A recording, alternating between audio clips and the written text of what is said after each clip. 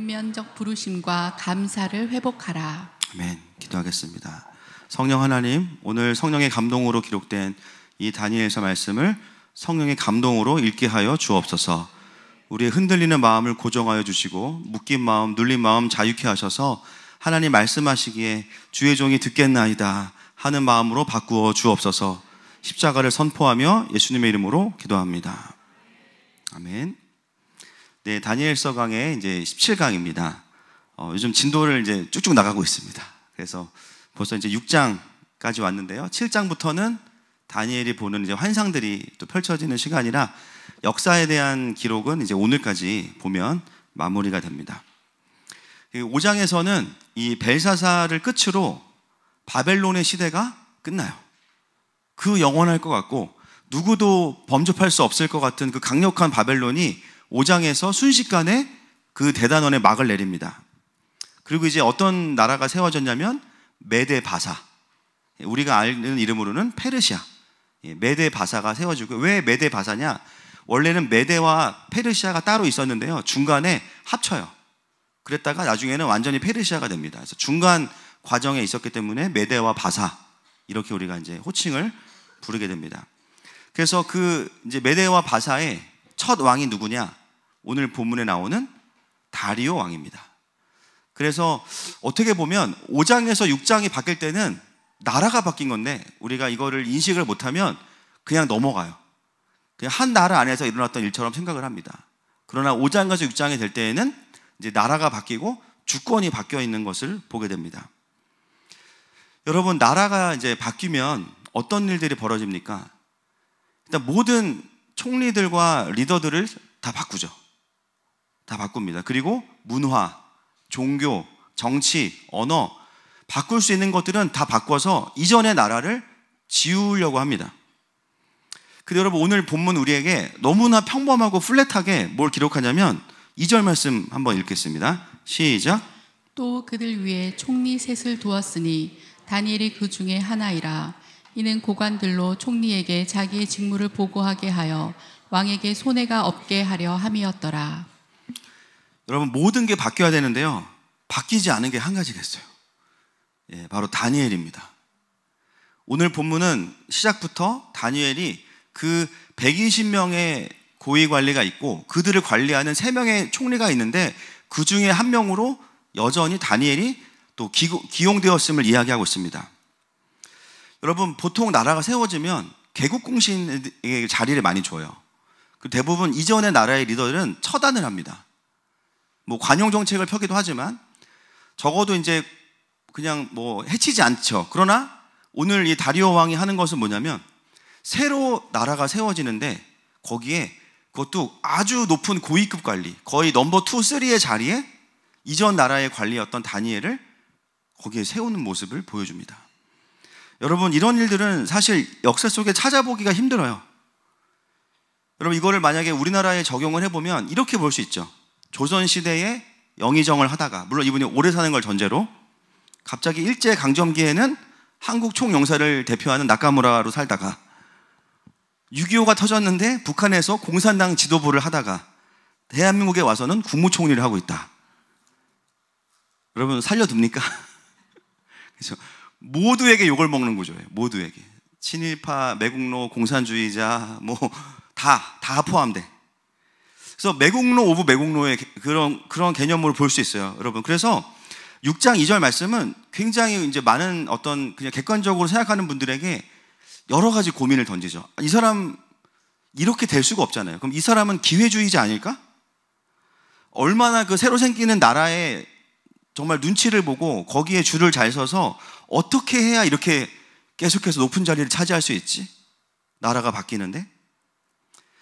오늘 본문은 다니엘서 6장의 그 역사의 마지막 장이면서 다니엘의 다니엘됨을 전부 드러내주는 본문이 바로 6장이에요. 무엇이 다니엘을 다니엘되게 했고 이런 삶을 가능하게 했는가를 오늘 본문에서 드러내줍니다. 지난번에는 다니엘의 세 친구들이 이제 풀무불에 들어갔다가 나오는 스토리지만 우리는 6장에서 이제 가장 우리에게 익숙한 부분이 어디냐면 사자굴에 들어가는 겁니다. 그래서 아이들도 다 아는 내용이 사자굴에 들어갔는데 이제 멀쩡했다. 그죠? 그래서 아이들도 믿음으로 들어가겠다. 막 이제 그런 우리 막 말리고 이제 그게 본문이 6장 아니겠어요? 그래서 오늘 이 다니엘의 다니엘됨은 어디로부터 오는지를 다니엘이 이제 환상을 이야기하기 전에 마지막으로 오픈하는 내용입니다. 자, 3절 말씀 보겠습니다. 시작. 다니엘은 마음이 민첩하여 총리들과 고관들 위에 뛰어나므로 왕이 그를 세워 전국을 다스리게 하고자 한지라. 여러분, 다니엘의 그 장점 중에 하나가 뭐냐면 마음이 뭐 하다고요? 이게 뭘까요? 마음이 민첩하다. 그래서 어떤 분들은 뭐 눈치가 빠르다, 뭐 리더의 필요를 빨리 본다, 여러 가지가 있는데요. 언어를 보면 어떻게 되어 있냐면 그는 비범한 영을 가졌다. 이게 직역하면 이렇게 돼요. 그는 비범한 영을 가졌다. 비범한 영을 가졌다. 이렇게 되어 있어요. 이것은 우리가 5장에서 봤던 표현 중에 거룩한 신들의 영이 그 안에 있었다. 그 말과 똑같죠. 여러분, 오늘 다시 한번 다니엘은 우리에게 이야기해요. 그리스도인의 그 탁월함, 그리스도인의 지혜는 어디로부터 오는가? 많은 지식이나 IQ나 EQ가 아니에요. 바로 성령 하나님으로부터 오는 것입니다. 이사야서 11장 1절과 2절 말씀 보겠습니다. 시작. 이새의 줄기에서 한 싹이 나며 그 뿌리에서 한 가지가 나서 결실할 것이요 그의 위에 여호와의 영 곧 지혜와 총명의 영이요 모략과 재능의 영이요 지식과 여호와를 경외하는 영이 강림하시리니. 아멘. 여호와의 일곱 영, 성령님의 7가지 사역과 닉네임이죠. 바로 이 성령 하나님으로부터 오는 지혜와 모략과 재능과 총명이 이 다니엘을 통해서 계속해서 드러났다라는 거예요. 여러분, 그렇다면 다니엘의 마음이 민첩하다는 것은 뭐겠습니까? 성령님의 그 탁월하심, 성령님의 통찰과 지혜가 드러나게 하는 것은 다니엘이 해야 되는 거죠. 그럼 다니엘이 한 것은 자기가 똑똑한 게 아니고 뭐냐면 자기 안에 역사하시는 성령님의 감동을 따라가는 것에 있어서 순종하는 삶을 살았다는 겁니다. 여러분, 그리스도인의 순종과 주대심은 하나님의 위대하심을 드러내는 통로입니다. 하나님의 나라가 내 삶에 풀어지는 그 문이 뭐냐? 순종과 주대심이에요. 다니엘이 민첩한 것은 사람에게 민첩한 게 아니었고요. 물론 그런 센스도 있었겠지만 그에게 가장 중요한 민첩함은 뭐냐면 자신 안에서 역사하시는 성령님의 감동하심을 따라서 순종하는 데 있어서 주저함이 없었다라는 거예요. 그래서 다니엘의 행동을 보면 하나하나가, 물론 전부는 아닐 수도 있지만 하나하나가 성령님의 지혜가 드러나게 하는 순종의 삶을 살았던 것이죠. 그래서 여러분, 우리가 영적인 훈련을 한다고 할 때는 뭔가 막 환상을 보고 이런 것도 뭐 의미가 있겠지만 가장 중요한 영적인 훈련이 뭐겠습니까? 순종하는 훈련입니다. 내가 판단하지 않고 하나님이 말씀하시면 말씀에 순종하는 훈련을 통해서 하나님이 드러나시는 줄 믿습니다. 다니엘은 다른 부분은 제가 잘 모르지만 그 부분에 있어서만큼은 철저하게 지난 삶의 시간의 연수 동안에 성령님께 순종하는 삶을 살아왔던 사람이라는 것이죠. 그래서 그의 마음이 민첩하다, 특별한 영을 가졌다, 이렇게 표현하고 있습니다. 여러분, 우리와 우리 다음 세대가 이와 같이 되기를 축복합니다. 6장 4절 말씀 보겠습니다. 시작.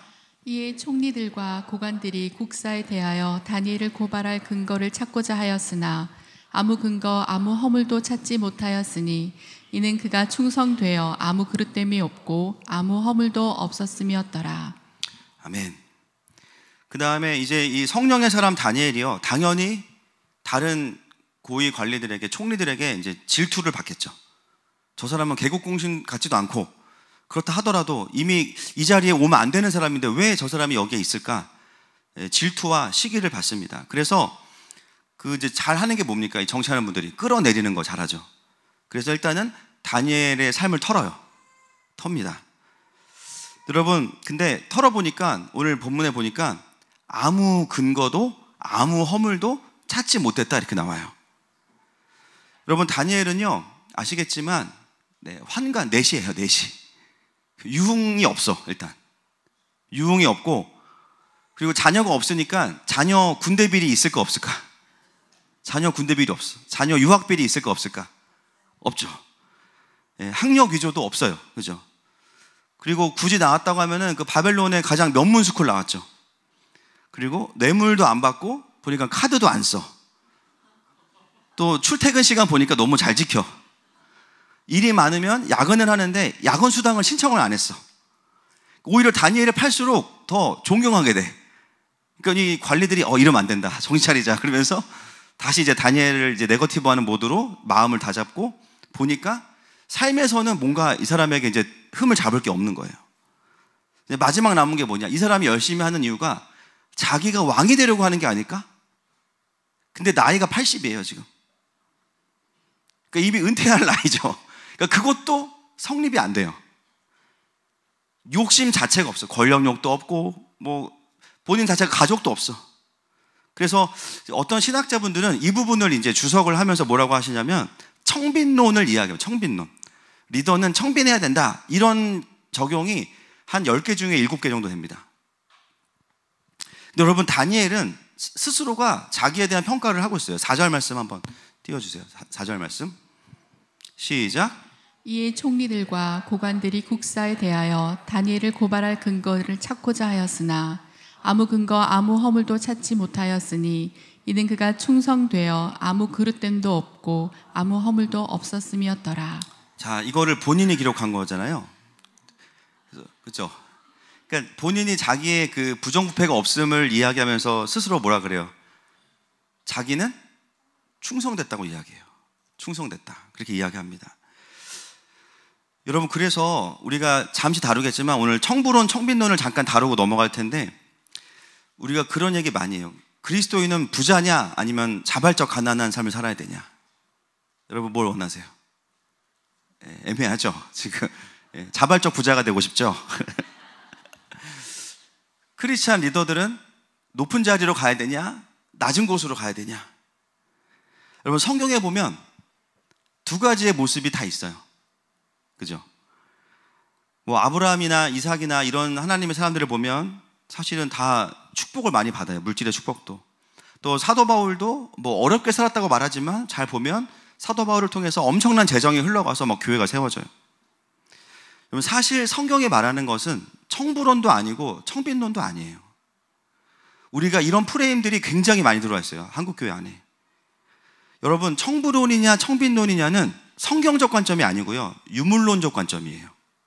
쉽게 말하면 공산주의적 관점이에요. 성경은 사람을 많이 가졌냐 못 가졌냐로 판단하지 않고 인간은 모두 하나님이 없으면 죄인이다 이렇게 이야기합니다. 근데 이미 그런 프레임 자체가 들어와서 뭘 형성하냐면 뭔가 부자가 되고 많이 가지면 부패한 사람이고 돈이 없으면 피해자이거나 선한 사람이다라는 프레임을 이 말씀 가운데 집어넣어서 가르치죠. 여러분 사단은 2000년대 초반부터 굉장히 오랜 시간 동안 한국 교회에 여러 책들을 통해서 이런 신학들을 인본주의 신학들을 심어왔어요. 성경을 성경으로 보지 못하게 합니다. 이념으로 보게 하는 신학들이 한국 교회 안에 스며들기 시작했어요. 여러분 지금 교회들이 막 분열이 일어나고 있어요. 그죠? 여러분 이 분열은 정치적인 분열로 보일 수 있지만 말씀의 분열입니다. 결론적으로는 말씀의 분열이에요. 지금의 이 문제들은 대통령 한 사람의 문제로 해결되는 게 아니에요. 여러분 대통령 복귀하거나 아니면 탄핵되거나 둘 다 문제가 심각한 거 아시죠? 그 이후에 지금 헌법재판소에 있는 그 재판관들이 이러지도 저러지도 못하고 있어요. 지금 어떤 결정을 해도 쉽지 않은 거예요. 근데 저는 그런 세상이 어떤 것까지 다 우리가 일단 설명하기 이전에 더 중요한 건 뭐냐면 적어도 같은 교과서를 쓰고 있고 같은 하나님 나라를 말한다고 하면서 왜 반대의 생각들을 가지고 있는가? 지역적으로는 다를 수 있어요. 그러나 중요한 본질은 달라질 수 없어요. 결국 이 상황의 분열은 뭐냐면 다시 말씀이 주인되어질 때 해결될 수 있는 문제입니다. 진리가 돼야만 이 분열은 끝날 거예요. 여러분 한국교회의 그동안의 메시지의 흐름을 보면 적어도 20년 이상을요 성경 자체를 풀어내는 게 아니라 시대의 어떤 필요와 어려움들을 보는 건 좋은 일이지만 그거에 대한 성경적인 해결책을 가져오지 않고 세상의 시스템과 세상의 생각들을 가지고 마치 그게 성경인 것처럼 그런 신학들이 그 안에 풀어졌기 때문에 어떤 일이 벌어졌냐? 맞는 말인 것 같은데 생명이 없어 그 말에. 맞는 말인 것 같은데 더 분열돼. 맞는 말인 것 같은데 교회에 대해서 네거티브해져. 여러분 하나님의 말씀은 교회를 세웁니다. 아멘입니까? 교회를 무너뜨리지 않아요.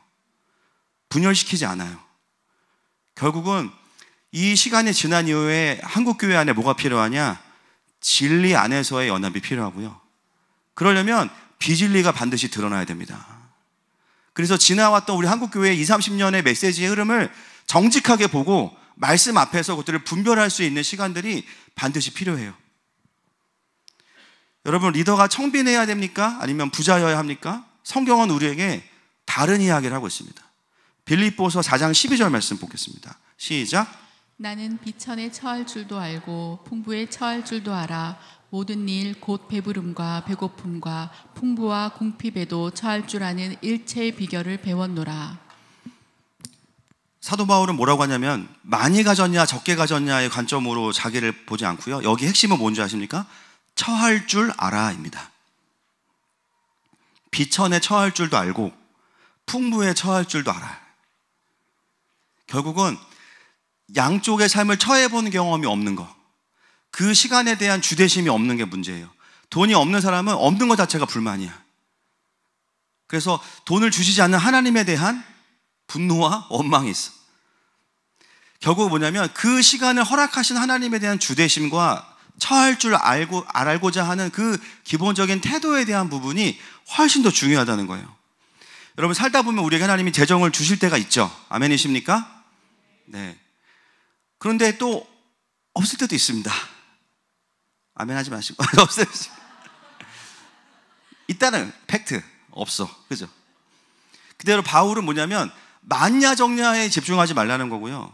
그 시즌에 하나님께서 우리에게 원하시는 어떤 태도와 순종의 자세가 있는데 그것에 처할 줄 아는 자냐를 물어봐요. 여러분, 사도 바울이 늘 가난했던 거 아니죠? 예, 많은 재정들로 교회들을 세웠어요. 중요한 건 내가 얼마나 많이 가졌냐 안 가졌냐가 아닙니다. 그 다음 구절이죠. 4장 13절 보면 여러분 다 외우시는 거예요. 특히 우리 고3들 주로 외우는 말씀. 내게 능력 주시는 자 안에서 내가 모든 것을 할 수 있느니라. 우리는 이 말씀만 외워요. 그 앞에 거는 안 보여요. 사실 내게 능력 주시는 자 안에서 내가 모든 것을 할 수 있다, 이것은 나는 전능하다 이거 아니잖아요. 나는 하나님께서 많이 주실 때는 많이 주시는 시즌대로 할 일이 있고 재정이 없을 때는 없을 대로 할 일이 있다는 것을 알아. 그래서 나는 뭐가 없어서 하나님의 일을 못하지 않아. 할렐루야. 어떤 상황에 처하든지 간에 하나님이 주시는 힘으로 하나님께서 지금 나에게 원하시는 그 일을 나는 마음껏 할 수 있어. 그것이 사도 바울이 말했던 것입니다. 때로는 다니엘처럼 높은 위치에서 거기에 합당한 역할을 하고, 때로는 나에게 어떤 지위가 없는 상황에서도 견디기 힘들다고 느끼는 현실에서도 감사하고 거기에 처할 줄 알아야 되죠. 막 견디지 못해서 어떻게든 이걸 빠져나가려 하고, 이게 아니라 처할 줄 아는 신앙, 하나님의 때를 기다리면서, 그것이 바로 성경이 말하는 충성된 리더라는 거예요. 제가 최근에 만난 한 목사님이 계시는데 이분은 원래 공무원이셨어요. 한 시에서 굉장히 높은 자리에 계셨어요. 그래서 본인이 1년에 다루는 그 재정이 얼마냐면 2조 정도, 2조. 여러분, 2조면 얼마나 많은지 잘 모르겠어요. 2조. 시의 정책에 2조를 본인이 배분해요. 정책을 따라서. 2조를 굴렸던 분인 거예요. 근데 지금은 백수로 계시더라고요. 근데 지금의 본인의 부르심은 하나님의 다음 부르심을 위해서 잠잠히 기도하는 거라는 거예요. 그래서 예배자의 자리에 또 계시기도 하셨어요. 제 그 모습을 보면서 오늘 말씀과 오버랩이 되는 거예요. 하나님께서 많은 것들을 맡기실 때는 감당할 만한 리더로서 역할들을 해야 되고, 주님이 이제는 그만해 라고 하면 아무 타이틀이 없고 보직이 없어도 그 자리에서 나에게 주시는 하나님의 부르심이 있겠지. 없으면 잠잠히 예배하고 기다리고. 그게 바로 본문이 말하는 처할 줄 알아입니다. 처할 줄 알아. 그래서 어떤 분들은 막 청부론을 너무 싫어해. 막 그리스도인이 왜 부자가 돼야 되냐, 높아지면 어쩌냐, 나도 내가 높아지면 어쩌나, 막 그런 일어나지 않을 고민들을 하시는 분들이 많이 계세요. 제가 그런 분들을 보면 뭘 하고 답을 드려야 될지 모르겠어요. 고민은 할 수 있지만 우리 현실은 운명론적 청빈론입니다. 내가 높아지면 어떡하지? 내가 막 타락하면 어떡하지? 우리 현실은 매달 생활비 30만 원이 늘 부족해. 한 번도 그게 안 부족한 적이 없었어요. 여러분, 다니엘은요, 나는 깨끗한 리더가 돼야지, 그게 인생의 목표가 아니었어요. 나는 귀감이 돼야지, 물론 귀감이 돼야지. 근데 그 자체가 그의 동기의 본질은 아니었어요. 다니엘은 스스로 뭐라고 말하냐면, 나는 충성된 자야. 이 무엇을 향한 충성이고 무엇을 향한 정열이었는가? 바로 그것은 왕이 아니었습니다. 그를 거기에 세우신 하나님에 대한 충성스러움이었습니다. 여러분, 많은 사람들이 기도해서 하나님이 축복을 주셔서 많은 재정을 얻거나 높은 자리에 오르면 왜 부정부패를 하고 어려워집니까? 보상심리. 내가 이 자리에 오기까지 얼마나 많은 대가를 치렀는데 이 정도는 챙겨도 되겠지. 또는 보험, 뭐예요? 이 자리에 있는 동안 한몫을 제대로 챙겨서 내가 나가야지. 또는 그 자리에 가기까지 수많은 사람들에게 정치적인 빚이 있어가지고 그들에 대해서도 빚을 갚아야 되니까 또 어둠의 방법을 선택하고. 다니엘은 일체 빚이 없어요. 받지 않아야 될 건 아예 받질 않아 버리니까. 왜요? 하나님께 충성했기 때문입니다. 그 충성스러움이 다니엘을 정렬시킨 겁니다. 여러분, 하나님 앞에 충성된 삶은요, 그 사람의 인생을 자연스럽게 정렬시킵니다. 킹덤스쿨이 한 달이 돼가면서 순기능이 정말 많아요. 예. 아이들이 이제 학교 가서 공부하고 집에 오면은 딴짓할 시간이 없습니다. 그리고 아이들이요, 다 하늘이 열린 게 아니고 위가 열려가지고 밥을 너무 잘 먹어요. 그래서 밥을 많이 시켰는데 모자라. 또 저희 집도 보면 아이들이 이제 집에 와서 밤에 누워서 둘이 막 몇 시간씩 얘기를 해요. 잠자기 전에. 어느 순간부터 그냥 바로 자요, 애들이. 할렐루야. 그래서 킹덤스쿨에게 불면증은 사치다. 그래서 불면증 있는 분들은 입학하시면 되겠습니다. 그냥 너 빨리 자, 이래서 빨리 자는 게 아니에요. 그냥 하나님 앞에 이렇게 정렬되면 삶이 그냥 따라가. 정리가 되는 거죠. 여러분, 다니엘은 나라가 바뀔 때마다 기회주의를 노려서 어떻게 하면 잘 보일까, 어떻게 하면 줄을 잘 설까, 이래서 총리로 살아왔던 게 아니라 그냥 계속 하나님 앞에 머물러 있었습니다. 그것이 그를 계속 그 자리에 있게 했던 거죠. 그렇기 때문에 세상의 관리들이 다니엘을 향해서 엄청 시기하고 질투하고 어떻게든 끌어내리려고 하는 거예요. 오늘 말씀에 이제 그런 많은 어떤 공작들이 나타나는데 5절 말씀 보겠습니다. 시작. 그들이 이르되 이 다니엘은 그 하나님의 율법에서 근거를 찾지 못하면 그를 고발할 수 없으리라 하고. 자, 이제는 파다가 안 되니까는 이제 뭐를 건드리냐면요, 율법을 이용하면 다니엘을 넘어뜨릴 수 있겠다 생각한 거죠. 율법을 이용하면. 그래서 이 사람들이 뭐 했을까요? 율법을 연구하기 시작했겠죠. 율법을 은혜 받으려고 보는 게 아니고 다니엘을 뭘로 걸어 넘길 수 있을까? 여러분, 사단의 공격은요, 가위 누르는 것만 있는 게 아니에요. 정사와 권세를 통해서 항상 풀어집니다. 그래서 우리가 하나님을 대적하는 법이랑 싸울 수밖에 없는 이유가 거기에 있는 겁니다. 그래서 이제는 율법을 이용해서 법을 만들어요. 완벽한 정치 공작을 합니다. 이 법이 뭐냐? 왕에게 절을 하도록 하는데 절을 하지 않으면 사자굴에 던져넣겠다라는 거예요. 거기에 30일 동안만 단서를 집어넣어요. 넘어가지 않을 수 없게 만들죠. 이번 주만 교회 안 가면 돼. 이번 주만 하면은 이 특수라서 한 100만 원 벌 수 있어. 그래서 마음이 동공이 지진되시죠. 90만 원까지 괜찮아요. 100만 원부터 마음이 흔들려. 다니엘이 왕에게 절을 하면 지난 수십 년 동안 섬겨왔던 하나님을 버리게 돼요. 이것도 성공이죠. 그리고 하나님에게만 절을 하면 사자굴에 던져서 죽일 수 있게 돼요. 이것도 성공이에요. 이 법은 빠져나갈 곳이 없습니다. 이게 사단의 전략이에요. 완벽한 법적인 것들을 만들어서 어떻게든 이제 다니엘을 죽이는 방향을, 영을 죽이든지 육을 죽이든지.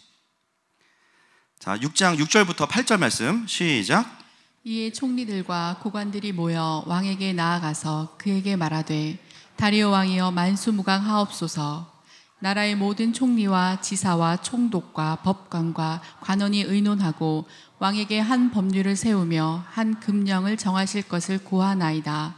왕이여 그것은 곧 이제부터 30일 동안에 누구든지 왕 외에 어떤 신에게나 사람에게 무엇을 구하면 사자굴에 던져 넣기로 한 것이니이다.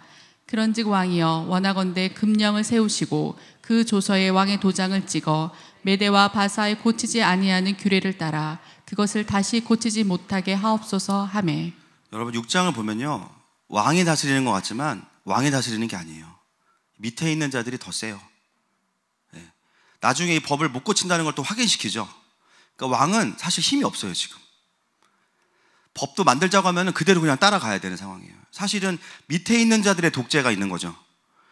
총리와 고관들과 법관들이 모여서 법을 만들고 왕에게 도장만 찍게 만듭니다. 그리고 다시는 그 법을 고치지 못하게 만들어요. 여러분 이게 얼마나 악한 구조입니까? 그러나 왕이 이것을 동의할 수밖에 없었던 이유는 자신이 지금 권력이 없기 때문에 이 법만 보면 왕에게 힘을 실어주는 것처럼 보입니다. 동의할 수밖에 없죠. 그리고 지금 다리오 왕 원년이기 때문에 나라의 모든 권력을 장악을 하려면 이 법이 왕도 필요해. 그런데 이 법이 또 그렇게 무례하지 않다고 느껴지는 이유는 뭐냐면 30일 동안만 하면 돼요. 각 지방에 우상을 섬기는 사람들은 이거 별 문제 없어요. 30일 동안만 하지 뭐. 그리고 다시 우리가 섬기던 우상에게 절하면 되지. 이게 걸리는 사람은 딱 한 명이에요. 누굽니까? 다니엘이죠. 그러니까 이 법은 여러 가지 이름을 붙일 수 있죠. 뭐 다리오 왕을 어떻게 한 무슨 법, 이런 법에 이름을 붙일 수 있지만 이 법의 근본적인 목적은 뭐냐면 다니엘 죽이기예요. 예, 다니엘 교회 죽이기법, 교회 폐쇄법, 다니엘 죽이기법, 이렇게 볼 수 있겠죠. 여러분 이런 상황이라면 어떻게 하시겠습니까? 야, 30일 동안만 교회 안 가면 뭐 평생 교회 갈 수 있는데 꼭 그렇게 막 억척스럽게 가야 될까? 내가 마음으로만 우상 숭배 안 하면 되지. 왕에게 절하는 척 하면서 사실 마음속으로 방언하면 되지. 그리고 나라에 대한 예의로 생각하지 뭐. 또 가장 많이 우리가 생각하는 게 뭐냐면 악법도 법이니까 이거예요. 악법도 법이니까. 이런 상황에서 다니엘은 10절에 1초의 망설임도 없죠. 10절 말씀 보겠습니다. 시작. 다니엘이 이 조서에 왕의 도장이 찍힌 것을 알고도 자기 집에 돌아가서는 윗방에 올라가 예루살렘으로 향한 창문을 열고 전에 하던 대로 하루 3번씩 무릎을 꿇고 기도하며 그의 하나님께 감사하였더라. 여러분 다니엘은 이 법이 통과되는 현장에 있었어요. 왕이 도장 찍는 거 다 봤고요. 내용도 다 확인했어요. 몰라서 하고 있는 게 아니에요. 그래서 왕의 도장이 찍힌 것을 알고도 자기 집에 돌아가서 윗방에서 기도방이 있는 것 같아요.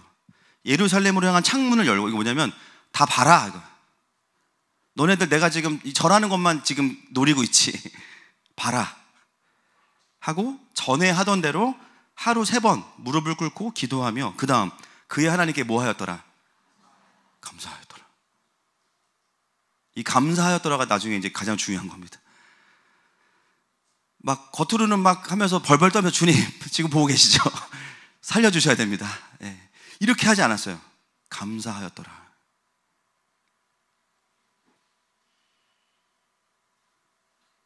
여러분 이 악법도 법이면 그리스도인으로서 지키는 게 맞는 거 아닙니까? 어떻게 생각하세요? 제가 하도 그 말을 많이 들어가지고 악법도 법이다가 성경 어디에 있는지 찾아봤어요. 있습니까? 없습니까? 없어요. 악법도 법이다 누가 한 말인지 아세요? 비슷한 워딩을 소크라테스가 했어요. 전에 본인이 누명을 써서 죽을 때 그렇게 이야기해요. 악법도 법이다라고 하진 않았지만 이 부도덕한 법이라도 내가 지키지 않으면 사회가 혼란에 빠질 수 있으니 나는 그냥 이걸 받아들이겠다라고 이야기해요. 근데 악법도 법이다라는 말을 만든 사람은 한스 켈전이라는 독일의 법 철학자입니다. 이건 성경에서 말하는 말이 아니에요 원래. 그렇지만 비슷한 맥락이 로마서에 있어요. 13장 1절 시작. 각 사람은 위에 있는 권세들에게 복종하라. 권세는 하나님으로부터 나지 않음이 없나니 모든 권세는 다 하나님께서 정하신 바라. 우리가 이 말씀 때문에 어떻게 해요? 세상의 권세자들도 하나님의 권세를 위임받은 자들이다. 그래서 그 구조에서 나오는 것들에 순종해야 될 필요가 있다. 맞습니까? 맞아요. 그죠? 근데 그 다다음 구절 4절 말씀 보겠습니다. 시작. 그는 하나님의 사역자가 되어 내게 선을 베푸는 자니라. 그러나 내가 악을 행하거든 두려워하라. 그가 공연히 칼을 가지지 아니하였으니 곧 하나님의 사역자가 되어 악을 행하는 자에게 진노하심을 따라 보응하는 자니라. 세상의 권세자인데 뭐라고 부르냐면 하나님의 사역자라고 부릅니다. 공의를 행하는 차원에서는 일반적인 계시 안에서 하나님이 권세를 부여하셨어요. 그죠? 그래서 우리가 존중하는 건데 결국 그 하나님의 사역자가 본인이 받은 칼을 가지고 하나님의 공의를 행하지 않으면 하나님이 그를 심판하신대요. 여러분, 이게 무엇을 말하냐면 모든 법 위에 하나님의 법이 있다는 거예요. 모든 권세 위에 하나님의 권세가 있다는 겁니다. 사도행전 5장 27절부터 29절까지 말씀 시작. 그들을 끌어다가 공회 앞에 세우니 대제사장이 물어 이르되 우리가 이 이름으로 사람을 가르치지 말라고 언금하였으되 너희가 너희 가르침을 예루살렘에 가득하게 하니 이 사람의 피를 우리에게로 돌리고자 함이로다. 베드로와 사도들이 대답하여 이르되 사람보다 하나님께 순종하는 것이 마땅하니라. 아멘. 여기도 보면 대제사장들이 복음 전하지 말라고 이야기해요. 법으로 말해요. 근데 뭐라 그래요? 사도들이 사람보다 하나님께 순종하는 것이 마땅하니라. 사도들은 왜 법을 어긴 겁니까? 왜냐하면 사람보다 하나님의 권위가 더 위에 있기 때문입니다. 에베소서 6장 1절 말씀 시작. 자녀들아 주 안에서 너희 부모에게 순종하라. 이것이 옳으니라. 자, 우리 부모님들 좋아하는 말씀입니다. 그죠? 그래서 5월달 되면 이 말씀을 항상 이제 문에 붙여놓고 자녀들아 주 안에서 너희 부모에게 순종하라. 여기서 핵심은 순종이에요? 주 안에서죠. 주 안에서. 주 안에서란 말 뭐냐면 부모의 권위 위에 하나님의 권위가 있다는 거예요. 여러분, 우리는 하나님의 군사입니다. 우리는 가장 높은 분의 명령을 따라요. 물론 하나님이 권위를 주신 분들의 명령에도 따라야 되지만 그 명령이 하나님에 대한 항명이거나 하나님의 법을 무너뜨리거나 득죄하게 하는 것이라면 따를 수 없는 거죠. 악법도 법이고 아니어서의 문제가 아니라는 거예요. 가장 높은 법이 하나님의 법이라는 거예요. 우리는 하나님을 두려워함으로 하나님을 대적하는 법을 거부할 수 있다는 거죠. 처벌도 있고 대가도 있어요. 그러나 그래도 안 된다는 거예요. 우리는 이 세상에 살아가고 있지만 하나님의 명령을 받는 백성들이기 때문입니다. 단순히 나한테 손해가 와서 뭐 내가 하는 일에 업종에 피해가 와서 악법이야 이런 관점이 아니고요. 다니엘도 그런 관점이 아니었어요. 다니엘이 싸웠던 악법은 뭐냐면 하나님을 경배할 수 없게 만들고 가장 높은 하나님께 불순종하게 만드는 법에 대해서는 가만히 있을 수 없다는 거죠. 이게 성경이 말하는 법의 원리입니다. 그러나 다니엘의 투쟁은 뭐였냐? 총 들고 가서 총리 고관들 다 죽이고 이게 아니었어요. 전에 하던 대로. 뭐 평화적인 방법이다. 저는 그런 워딩 쓰고 싶지 않고요. 그냥 원래 하나님 앞에서 하던 대로 그냥 하나님을 경배한 거예요. 뭐 고관들하고 싸우지도 않았어. 그죠? 뭐 싸운다고 이거 이길 수 있는 문제도 아니고 그냥 하던 대로 나는 경배할 거야. 그래서 어떤 분들은 그런 생각을 할 수 있죠. 아니 다니엘이 좀 지혜로울 수 있잖아. 꼭 그렇게 고지식하게 신앙생활을 해야 돼? 그 한 달 동안만 창문을 닫고 하면 되잖아. 온라인으로 해도 되잖아. 꼭 예배당에 가서 예배를 드려야 돼? 왜 그렇게 리스크를 감수해야 되냐? 그리고 거기서 등장하는 신학, 하나님은 사랑의 하나님이다. 하나님은 다 이해하신다. 여러분, 다니엘이 이 원래 하던 대로 경배하기까지 수많은 합리화되는 이유들이 그의 귀와 마음에 올라왔을 수 있어요. 그런 다니엘 어떻게 하냐면 원래 하던 대로 합니다. 여러분, 이 6장은요 사자굴의 어떤 기적도 중요하지만 앞에 나와 있는 이 부분이 훨씬 중요한 거예요. 지난 70년 이상의 시간을 다니엘을 끌고 왔던 그 힘의 근원이 무엇인가? 그의 영이 성령에게 민첩하게 반응을 할 수 있게 했던 그 힘의 근원이 무엇인가? 매일마다 드렸던 경배이고요. 여러분, 그가 창문을 열어놓은 것은 남들이 보라고 한 것도 있지만 본문에 보면 예루살렘을 향하여라고 나오거든요. 이미 무너진 이스라엘을 향해서 여전히 이스라엘의 회복을 바라보면서 정렬되어 있는 채로 경배한 겁니다. 아마 이 총리와 고관들은 놀랐을 거예요. 다니엘이 이 정도로, 죄송해요. 돌 아이인지 몰랐을 거예요. 완전히 그거네. 이거 완전히 제정신 아니네 이거. 그죠? 그 킹덤. 아마도 그들은 다니엘을 자기와 같다고 생각했기 때문에 기회주의자라고 생각했다면 한 달 동안 예배 안 드리겠지, 설마. 무리를 일으키지 않겠지. 사회에 혼란을 주지 않겠지. 근데 다니엘 어떻게 해요? 감사로 경배합니다. 여러분, 이 감사가 너무 중요한데, 하나님 제가 경배하니까 살려주세요 요청하는 기도가 아니에요. 감사하였더라. 이거 뭐냐면 이미 나는 충분하다라는 뜻이에요. 이미 나는 할 일 다 했다. 이 감사와 만족이 어디로부터 오는가? 가장 중요한 걸 나누겠습니다. 여러분, 이 고관과 총리들이 이 악법을 만들 때 사용했던 말씀이 뭘까요? 출애굽기 20장 3절부터 보겠습니다. 시작. 너는 나 외에는 다른 신들을 내게 두지 말라. 너를 위하여 새긴 우상을 만들지 말고 또 위로 하늘에 있는 것이나 아래로 땅에 있는 것이나 땅 아래 물속에 있는 것에 어떤 형상도 만들지 말며. 자, 일단 여기까지만 보겠습니다. 이 말씀을 찾다가 이 머리 좋은 총리들이 이제 이거다. 나 외에는 다른 신들을 내게 두지 말라. 오케이. 그러면 무조건 이걸로 걸 수 있겠다. 다니엘이 찐이면은 본인이 사자굴에 들어갈 거고 가짜면은 신앙을 버릴 수 있겠지. 이 말씀으로 공격을 하고 법을 만들었어요. 그런데 이 말씀 뒤에 뭐가 있는지는 잘 몰랐던 것 같아요. 자, 다니엘의 감사의 이유가 뭔지가 나옵니다. 자, 5절과 6절 말씀 시작. 그것들에게 절하지 말며 그것들을 섬기지 말라. 나 내 하나님 여호와는 질투하는 하나님인즉 나를 미워하는 자의 죄를 갚되 아버지로부터 아들에게로 3, 4대까지 이르게 하거니와 나를 사랑하고 내 계명을 지키는 자에게는 1000대까지 은혜를 베푸느니라. 아멘. 다니엘에게는 5절, 6절이 더 커요.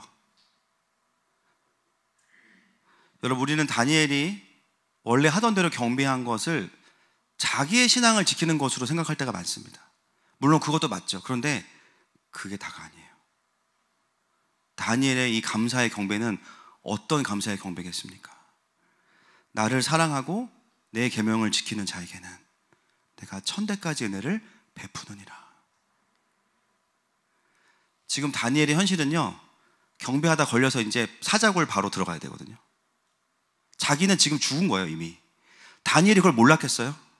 자신은 소멸되는 거예요. 근데 다니엘의 영은 또 민첩한 거예요.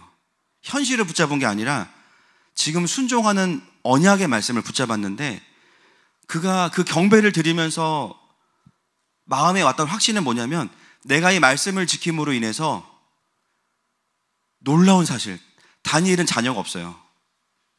근데 그가 어떤 말씀을 붙잡은 거예요? 1000대까지 은혜를 베푸느니라. 하나님, 우리 이스라엘을 다시 회복시키시겠구나. 그것에 대한 감사입니다. 날 살려주시겠지? 위기에서 모면해 주시겠지? 그게 아니라 그들이 공격했던 그 말씀을 그대로 믿음으로 받아서 그걸 그냥 뚫고 지나가. 그래? 그 말씀이야? 오케이. 나 순종으로 이길게 그냥. 나는 자녀가 없지만 이스라엘은 회복될 거야. 왜냐하면 이 말씀을 내가 지켰기 때문에. 여러분, 다니엘이 지금껏 70년 이상을 살아올 수 있었던 이유가 뭐냐면요, 이스라엘의 회복을 향한 기대감을 가지고 있었기 때문입니다. 자신을 그 높은 자리에 계속 두셨던 이유가 다른 데 있는 거 아니에요. 이스라엘을 살리고 보호하라는 거예요. 거기에 충성되어 있었던 거예요.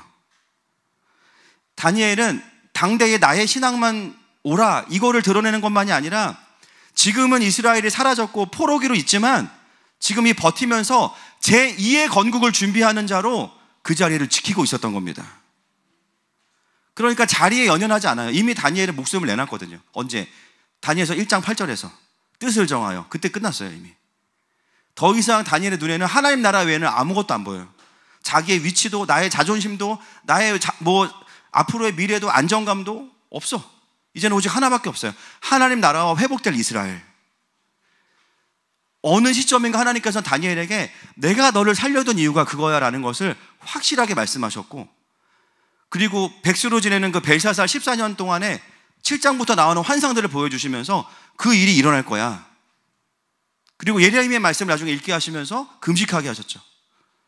그러니까 다니엘은 뭐예요? 이스라엘이 반드시 회복되는 것까지가 자기가 버텨야 되는 시즌이라는 것을 이해하고 있었던 거예요. 여러분, 하나님의 시즌을 이해해야 오늘 내가 무엇을 선택해야 될지 알 수 있습니다. 오늘 내가 어떤 선택을 하는지는 하나님 나라에 대한 그림이 있어야 할 수 있는 거예요. 단순히 악법에 그냥 내가 분노가 일어나서 불복해야지, 그게 아니에요. 내가 여기에 무너지는 순간 이스라엘은 무너진다. 3, 4대 안에서 끝난다는 거잖아요.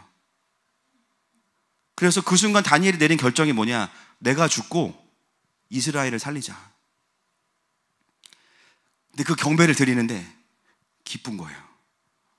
예, 진짜 돌 아이입니다. 그 경배를 드리는데 그렇게 감사한 거예요. 저의 개인적인 추측은 뭔가를 봤을 것 같아. 그 순간에 순교자에게 부어주시는 그 영광이 있으니까. 자신에게는 지금 단 한 명의 육신의 자녀도 없지만 환상으로는 수많은 이스라엘이 고토로 돌아가는 환상을 봤을 수도 있겠죠. 다시 회복될 이스라엘의 영적인 자녀들이 마음에 확 들어오면서 하나님 감사합니다. 여러분, 이게 바로 십자가를 지는 자의 기쁨입니다. 히브리서 12장 2절 말씀 같이 읽겠습니다. 시작. 믿음의 주요 또 온전하게 하시는 이인 예수를 바라보자. 그는 그 앞에 있는 기쁨을 위하여 십자가를 참으사 부끄러움을 개의치 아니하시더니 하나님 보좌 우편에 앉으셨느니라. 아멘. 십자가를 참으셨던 것은 인내력이 뛰어나서라기보다는 그 앞에 있는 기쁨을 위하여. 그 기쁨은 무엇이겠어요? 하나님의 영광과 앞으로 살아날 구원받을 수많은 자녀들을 바라보면서 십자가를 그냥 넘어가신 거예요. 여러분, 이것이 바로 다니엘이 가진 그 감사와 기쁨입니다. 그래서 뒤에 나오는 뭐 사자굴에 들어갔는데 사자가 그날따라 뭐 체했는지 뭐 하여튼 안 먹어. 그래서 또 외국인 안 좋아하나 봐, 사자가. 그래서 나중에 고관들 집어넣으니까 막 뼈를 다 으깨서 먹잖아요. 그래서 그러니까 이제 식성에 안 맞는 거였어요. 감사하게도. 이거는 그냥 열매예요, 열매. 그리고 이제 오늘 본문의 가장 마지막 절, 네, 이게 이제 결론이죠. 6장 28절 시작. 제일 마지막 절이죠. 이 다니엘이 다리오 왕의 시대와 바사 사람 고레스 왕의 시대에 형통하였더라. 아멘. 마지막에 누가 등장해요? 고레스. 고레스가 뭘 해서 등장하는 거예요? 이스라엘 돌아가라고 하죠. 다니엘은 그 얘기를 하고 싶어. 자기의 자서전 쓰고 싶은 게 아니고 이 70년의 포로 기간 동안 하나님이 다니엘을 통해서 하셨던 일들과 결국은 고레스까지 터치다운하면서 이스라엘을 풀어줬던 것에 대한 중간에 하나님 나라를 이야기하면서 하나님이 다니엘을 어떻게 사용하셨는지, 자신이 그 고비들을 어떻게 돌파했는지에 대한 이야기들을 하고 있습니다. 이 과정에서 다리오 왕도 깨어나요. 본인이 더 힘들어요. 그래서 법을 고치면 안 될까? 그러니까 총리들이 안 됩니다. 막 금식하고 막 본인이 깨어나. 다니엘은 평안하죠. 왜냐면 이미 더 이상 버릴 게 없어. 죽어도 상관없으니까. 제일 무서운 사람들이 이런 사람들이에요. 더 이상 잃을 게 없는 사람들. 할렐루야. 여러분들이 제일 무서운 사람들이에요. 더 잃을 게 없어요. 그렇죠? 내일 먹을 게 없잖아 지금. 그렇죠? 진짜 무서운 사람들이에요. 여러분, 세상이 감당하지 못할 믿음은 그 안에 하나님 나라만 있는 사람들이 제일 무서운 사람들이에요. 이판사판인 거예요. 그렇죠? 말씀을 좀 정리하기 원합니다. 여러분, 다니엘의 그 경배의 본질은 출애굽기 20장의 말씀이었던 거예요. 사단은 그것으로 다니엘을 걸고 넘어지려고 했고 다니엘을 없애려고 했지만 다니엘은 순종해서 그걸 뚫고 지나갔습니다. 바로 하나님의 언약을 신뢰했기 때문입니다. 여러분, 참으로 혼란하고 참으로 여러 분석이 있고 해석이 있는 시대를 살아가지만 모든 그리스도인에게 바뀌지 않는 진리가 있다면 그것은 하나님의 나라입니다. 우리 각자의 인생을 향한, 교회를 향한, 이 나라를 향한 하나님의 나라, 그것만 붙잡고 나아가십시다. 여러분, 여러 오해들을 받을 수 있고 여러 핍박을 받을 수 있어요. 그러나 우리는 하나님 나라에 충성된 사람들입니다. 설령 사자의 굴에 들어간다 할지라도 하나님이 지키실 줄 믿습니다. 그리고 그 과정에서 오히려 내 주변에 있는 권세자들이 깨어날 거예요. 할렐루야. 그리고 우리는 우리의 부르심의 자리에 터치다운하는, 고레스까지 버티게 되는 은혜가 있을 줄 믿습니다. 이 시간에 믿음의 고백으로 함께 이 찬양하면서 나아가십시다.